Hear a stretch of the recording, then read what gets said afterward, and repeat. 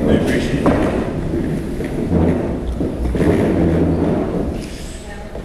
So we'll get started in just a moment here. John, before we begin, I figured everyone could, I'm just going to pass the mic down so everybody can introduce themselves and the role that they played in the movie. Hello. I'm Andy Dalton. I play the role of Eric Benz. I'm Max Stardust. I played the role of Brad Savini. I'm Jason Morrison. I was the director. Tim Rooney, producer. Matt Cruz, Origin Zombie, and various other support things. Jerry Dennis, makeup and the skin table zombie.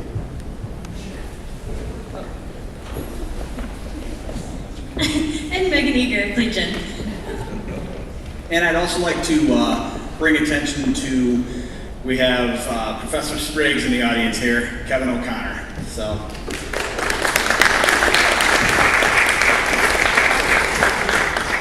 All right. Anyway, I'm Johnny Burke from, oh, by the way, pays to advertise. Anyways, my pleasure. Thank you for asking me to be here today. What an interesting movie. Was it a great family movie? You feel like going out for a hamburger now? I really did enjoy it, though. The story of this is kind of like a reunion for you guys, isn't it? I mean, because this thing got underway. What's the timeline on this? When did this start, Jason? This started back all the way in 2004? No, wait. 3, really.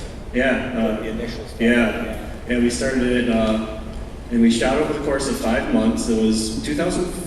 We shot 2004 in the summer, and we ended up just before Christmas. Yeah. 2 years in post-production, and then we premiered it here in 2006. Yep. Is this typical? I mean, is it, an 11-year journey to get this to this point. Is that typical for this kind of a production? I don't know if there's anything typical with. Movies, struggle in the release phase all the time. So, I don't know what's typical, but it's probably not typical. How do you stay interested all those 11 years, and how do you stay motivated getting this thing out there? It's tough at times. Sometimes you kind of leave it and then come back to it. Our journey was one that, after we premiered it here in 2006, we started to enter into film festivals. So we were in Madison, Wisconsin Film Festival. Started shopping around. We had an early offer, I think, but it was a really poor offer. Yeah. Not a very good label, so we didn't want that. And we kept trying. And then years slowly went by. Redbox actually got interested at one point. We actually got pretty close. And then that fell through last minute, pretty much. Yeah. And we weren't sure what to do, and kind of years kept going by, and eventually opportunity with Amazon Video came up, and we took it.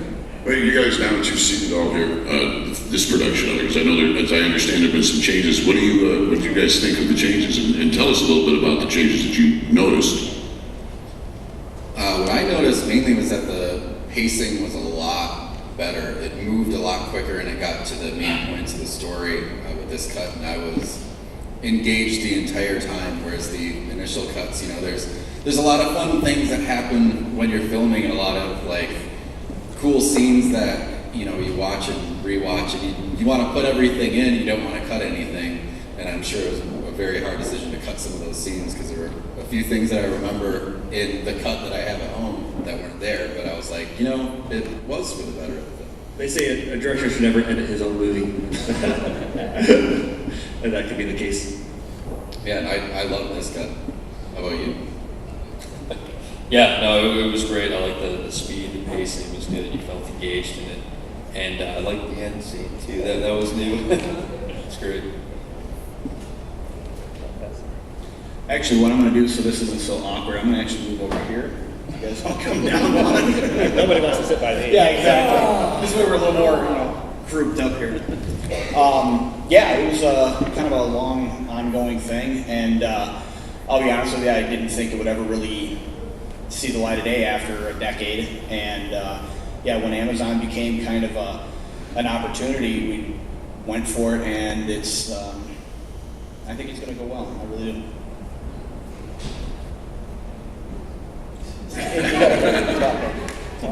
You guys said a lot Yeah, right there, so. You worked makeup a lot. Yes. We were in yes. makeup with Tom Fuller, who's sitting in the back out there. Where you go? Oh, there it is. And actually, I think everybody on stage here participated in the makeup. But guys, this was truly a homemade movie in just about every thing. So you could made a good mic stand. It's truly a homemade movie in every sense of the word. When Jason first contacted me, he was thinking like, we'll get some flour and some ketchup, and that'll be the makeup. Yeah, no, absolutely. And Red here actually, besides wearing all that makeup, participated quite a bit in the shop up. A lot of long nights. Yeah, it was. Yeah, it was. It looked a little bit like Haleburger cream soda coming out there at the end there. But I didn't see a credit for that, so I'm assuming it wasn't. That was Alka-Seltzer and Sprite. Alka-Seltzer and Sprite. Okay. 11 years, so obviously you guys have all been up to other stuff. What have you been doing in the 11 years that have gone by since this thing was done? Hey, I noticed Andy grew his beard just a little longer. What's everybody else been doing? Well, I moved to Florida. I live in Orlando now, and I do TV commercials down there. In fact, I was just shooting at this old Sawmill Wednesday, and the budget was almost as much for a 1/32 commercial as we did for Locked Away. We do a lot of cool stuff down there. We were actually recreating a 1940s Sawmill scene with an accident that happened there. Kind of cool stuff. Getting married, raising a family, start my own business. Little Yeah, how's that? It's a little zombie baby. Yeah. Trying to stay away from Jason as much as possible, but he's dragging me back. I work out at Saginaw Valley State University for the theater department and their tech director. And just about half the cast you saw in the film tonight was from Saginaw Valley State University. Yep. So what are some of the, well, go ahead, I'm sorry, go ahead and finish up on that question. I've been heavily involved in the Haunted Saginaw series for the last 8 years. And other than that, just little short films here and there on the side.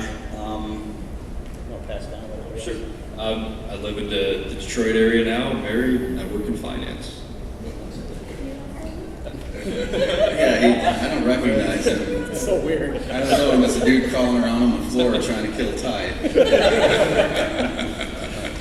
I still live in Frankenmuth, work odd jobs. I graduated college, played in about 1 million bands, in the area. I've played on this stage a bunch of times in the past couple of years, so that's fun to be up here and be doing a movie instead of music for once. But other than that, I run a music festival with my brother and stay busy and sleep very little. I can second the sleep, very little sleep. I went and studied musical theater performance at Western Michigan and have graduated since, and now I do a whole lot of theater around here and try to stay as active as possible in the theater scene. You guys, I guess Jason wants the mic down there. You guys premiered the movie here 11 years ago, didn't you? Yeah, it was here. And I wanted, there's some people that can't be here that are gone out there, and some of them are in LA working in the film industry. So we do have a couple of videos and stuff. I'm going to introduce the first video, Paul Walter Hauser, who has gone on to be in quite a few feature films and TV shows and reoccurring characters. And he had wanted to say a few things tonight.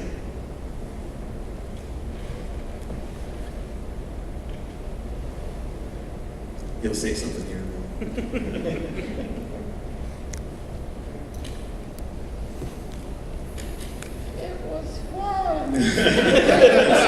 That was the ghost of Paul Amazon Walter Hauser. Prime. Amazon Prime. Go and roll that video if you can.